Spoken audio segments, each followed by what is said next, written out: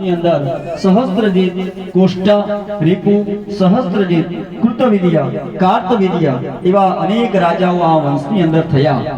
કાર્તવિદ્ય વંશની અંદર જયધ્વજ યદુના વંશનો પુત્ર કોષ્ટા અને એ વંશની અંદર દેવવ્રત, વૃષ્ણિ, શૂરસેન, અંધક રાજા, દેવક અને ઉગ્રસેન થયા। દેવક રાજાના વંશની અંદર 7 કન્યાઓ થઈ। એમાં શાંતિદેવા, ઉપદેવા, દેવશ્રીતા, અહદેવ, કૃતદેવ અને દેવકી થયા છે। દેવકીનું લગ્ન વસુદેવની સાથે થયું। દેવકીના ભાઈ ઉગ્રસેનના ઘરે 9 પુત્ર થયા। એમાં જે કંસ છે એ સૌથી મોટો એમનો દીકરો છે। સમાપ્તિની વેળાએ સુખદેવજી વર્ણન કરે છે કે વસુદેવ અને દેવકીનો 8મો બાળક છતાં બાળકો કંસે મારી નાખ્યા। 7મા બલરામ અને 8મા મારા ઈષ્ટદેવ પરમાત્મા શ્રી કૃષ્ણ।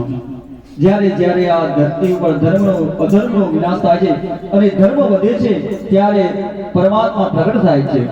ભગવાન શ્રી કૃષ્ણ સનાતન ધર્મ અતિશય પ્રિય છે અને ધર્મની હાર પ્રભુને ગમતી નથી। ત્યારે કહેવાય છે કે કૌરવ અને પાંડવોનું યુદ્ધ નિમિત્ત કરીને એમણે પૃથ્વીનો ભાર ઓછો કર્યો। અર્જુન અને ઉદ્ધવને તત્વજ્ઞાનનો ઉપદેશ આપી ભગવાન શ્રી કૃષ્ણ ગોલોક ધામમાં પધાર્યા છે।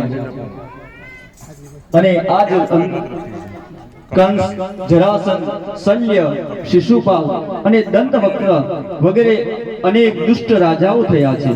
આ પાપી રાજાઓ પોતાના દેશમાં રાજ્ય કરી રહ્યા છે અને આ દુષ્ટો અને પાપી રાજાને લોકો બહુ ત્રાસ આપવા લાગ્યા।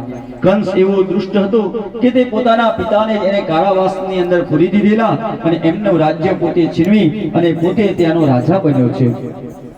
ત્યારે કહેવા લાગ્યા કે જ્યારે આ પાપાચાર વધવા લાગ્યો